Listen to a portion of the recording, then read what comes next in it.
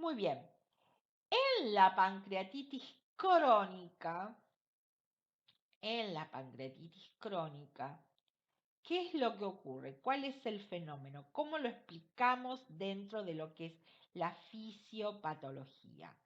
Bueno, acá lo que va a ocurrir es que va a haber todo un proceso inflamatorio, que puede tener distintas causas. Puede ser por el alcohol, puede ser porque ciertos medicamentos tienen un efecto oxidativo dentro de las células, producen gran cantidad de radicales libres, que son moléculas muy inestables que llevan a la destrucción celular, que estimulan la apoptosis y también la necrosis. Todo ese proceso inflamatorio, ¿qué va haciendo? Que se van destruyendo las células y se van reemplazando por colágeno, por tejido fibroso no funcional. Entonces, en las pancreatitis crónicas, lo que nosotros vamos a ver a lo largo del tiempo, y eso se ve en las imágenes, es que el tejido funcionante es reemplazado por tejido fibroso. Que eso ya lo vimos en la cirrosis. En la cirrosis es lo que ocurre. Cuando se destruye el hepatocito es reemplazado por tejido fibroso. Acá también, como este es un proceso inflamatorio que se va dando a lo largo del tiempo, que es crónico, que no se detiene nunca, todo el tejido funcionante pancreático va siendo reemplazado por tejido fibroso, básicamente por colágeno. Muy bien, y ahora hablemos un poco del laboratorio, que es lo que el médico nos va a pedir a nosotros. Ahí es donde yo siempre llevo, hacia donde oriento tanto los parciales como el examen final. Cuando nosotros hablamos de la patología, yo siempre les pregunto, obviamente es importante algunos datos clínicos que ustedes tengan presente. El proceso fisiopatológico, ¿qué es lo que hace que esas células que eran normales se transformen en células enfermas? Eso es la fisiopatología, cómo los procesos fisiológicos o normales se transforman en enfermedad. Y lo tercero y más importante para mí es cómo ustedes pueden asociar la clínica y la fisiopatología con los datos de laboratorio. Cómo los datos de laboratorio ayudan al médico a hacer el diagnóstico. Muy bien. Para la patología de páncreas, estamos hablando de las patologías básicamente del páncreas exócrino. Podemos decir que el laboratorio es una herramienta más en el diagnóstico, pero no hace diagnóstico definitivo. Es decir, que en general, cuando el médico quiere hacer el diagnóstico de la pancreatitis, sí o sí va a pedir datos de laboratorio porque le van a ayudar, pero en realidad requiere también de otras herramientas por fuera del laboratorio. Es decir, el laboratorio ayuda, pero no hace diagnóstico definitivo. ¿Y qué nos va a pedir básicamente el médico? Bueno, y nos va a pedir las enzimas. ¿Qué es lo que nosotros vamos a encontrar? Nosotros dijimos, en las pancreatitis lo que ocurre es, se libera la célula y las enzimas que está produciendo la célula que estaba en el interior salen y van a llegar finalmente también al torrente circulatorio. Obviamente entonces, nosotros cómo evidenciamos la enfermedad, porque vamos a ver aumento de estas enzimas en sangre. El médico va a pedir amilasa y lipasa. Amilasa y lipasa. Obviamente, en general, cuando se produce por la cercanía ustedes vieron cómo, ¿se acuerdan dónde está ubicado el páncreas? La relación muy cercana con las vías biliares y con el duodeno, suelen cursar también con trastornos hepáticos. Es decir, siempre hay un movimiento de las enzimas hepáticas, y eso se da porque hay un correlato con las vías biliares. Y dependiendo de la causa, también el médico nos puede pedir otros datos. Por ejemplo, nos va a pedir un lipidograma, es decir, valoración de colesterol, triglicéridos, HDL, LDL, porque están muy asociados con trastornos lipídicos. Nos va a pedir también el calcio, porque en general está muy asociado con una hipercalcemia.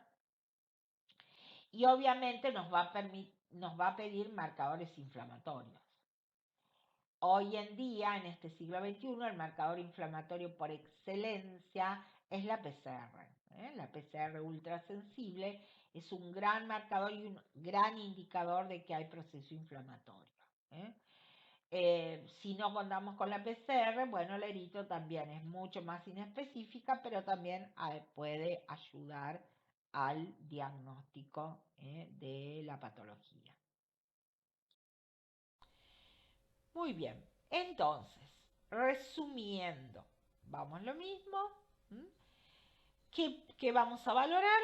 Amilasa y lipasa. Tener en cuenta, ¿eh? No vamos a encontrar aumentos de amilasa en el 100%, depende del grado de daño pancreático que tenga el paciente. ¿eh? Em, Cuando también en los casos uno lo puede encontrar en las pancreatitis crónicas, también se puede pedir amilasa urinaria, no es lo más frecuente.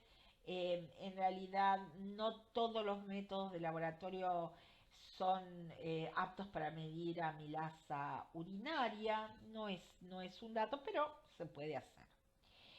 También cuando el paciente presenta una gran ascitis, el médico puede pedir para ver digamos, el tamaño del daño que está produciendo, eh, si puede pedir la presencia de la amilasa pancreática, y eso lo ayuda al médico pensando en complicaciones, porque ustedes imagínense, si se produce una ruptura del páncreas y esas enzimas que se liberaron logran llegar a la cavidad abdominal, el daño que producen es tremendo y puede llevar rápidamente a la muerte del paciente.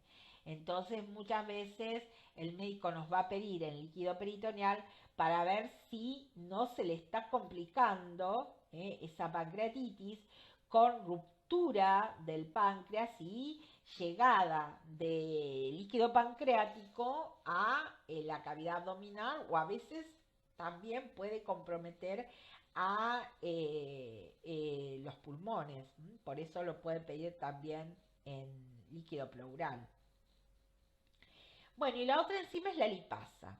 La lipasa es más específica y también puede encontrarse elevada en más tiempo.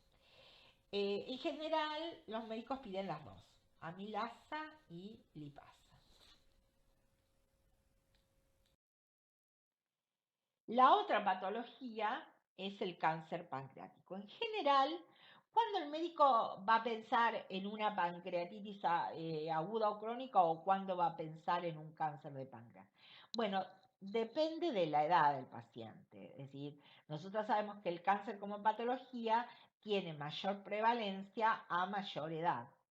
Si nosotros estamos, probablemente la sintomatología del paciente sea parecida, pero si el paciente tiene 20 años, seguramente el médico va a pensar en una pancreatitis aguda. En cambio, si el médico está frente a un paciente de más de 70 años, va a orientar más su diagnóstico a la presencia de la enfermedad maligna, es decir, al cáncer de páncreas. El cáncer de páncreas es un cáncer muy agresivo y que suele dar eh, una sintomatología muy clásica. De todos los, digamos, los más agresivos son los de la cabeza del páncreas.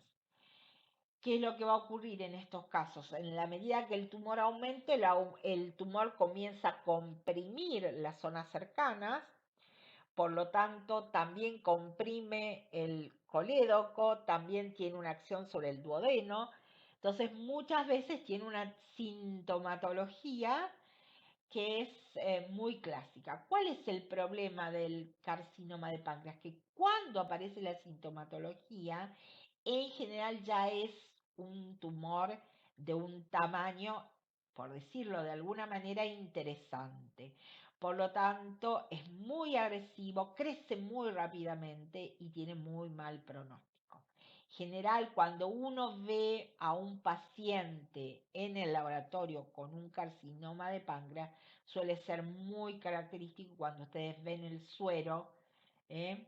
Suele ser ese color no amarillo de la ictericia, ese amarillo huevo, sino que pasa a ser un amarillo verdoso con niveles muy elevados de bilirrubina. Eso está muy asociado al cáncer de páncreas.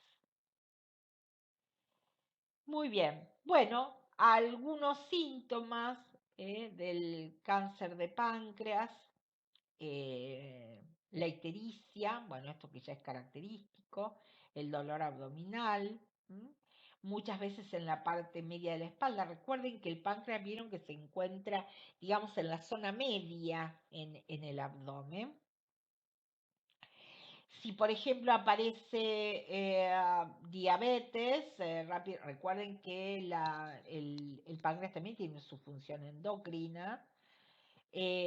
Da sintomatologías no en el 100% de los pacientes, pero también está relacionada a depresión, náuseas, la pérdida de peso. Ustedes saben que en general cuando uno ve el paciente de cáncer o de enfermedad maligna con una pérdida de peso rápida, eso es un mal pronóstico. Los cambios intestinales, eso, la esteatorrea, obviamente, la diarrea, la esteatorrea son también característicos del carcinoma de páncreas. Algunas cosas como para que ustedes orienten y cuando el paciente relata, uno ya en la mente empieza a asociar pensando en probables patologías.